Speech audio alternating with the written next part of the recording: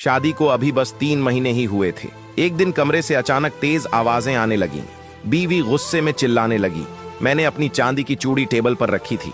इस कमरे में तुम और मैं ही थे और कोई नहीं आया।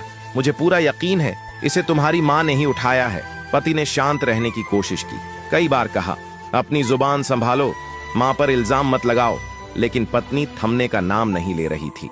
अब वो ऊंची आवाज में बोल रही थी, जैसे कोई लड़ाई लड़ रही हो। पति की सहन शक्ति जवाब दे गई।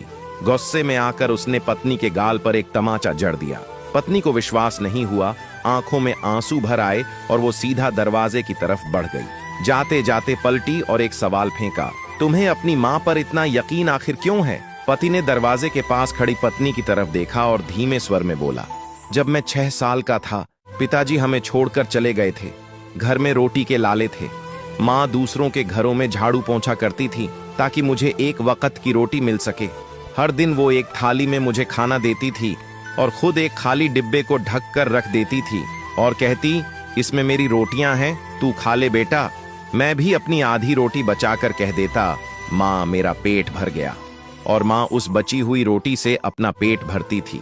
आज जब मैं 2 वक्त की रोटी कमा रहा हूँ तो क्या मैं ये भूल जाऊं कि मेरी माँ ने अपनी भूख मारकर मुझे बड़ा किया, जिसने अपने हिस्से की रोटी मुझे दे दी थी?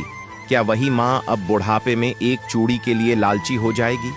क्या वो अब इस उम्र में चोरी करेगी? ये सोच भी नहीं सकता।